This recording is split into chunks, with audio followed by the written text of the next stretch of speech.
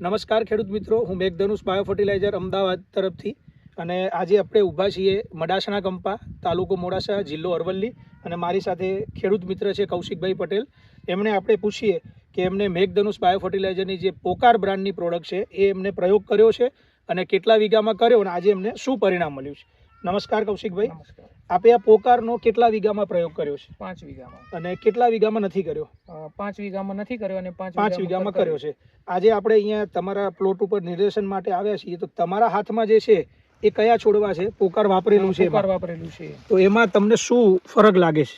આમાં નંગ બી વધારે છે અને સાઈઝ પણ મોટી છે. આ બે છોડની અંદર આપણે નંગ અને સાઈઝ બંને પ્લસ બોલે છે.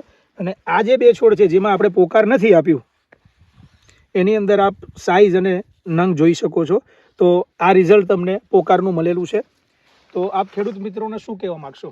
પોકારથી ઘણો ફરક પડે છે બટાકામાં, સાઈઝ અને નંગમાં પણ. એટલે પોકાર તો વાપરવું જ જોઈએ. આપણે 1 કિલો 1 વીઘે એપ્લિકેશન આપી છે. 1 કિલો 1 વીઘે એમને એપ્લિકેશન આપી છે અને એમના કહેવા પ્રમાણે રિઝલ્ટથી સંતોષ છે. તો આપ ખેડૂતોને પણ વિનંતી છે કે પોકાર સાથે આગળ વધો અને આપની ઉપજમાં વધારો કરો. ધન્યવાદ.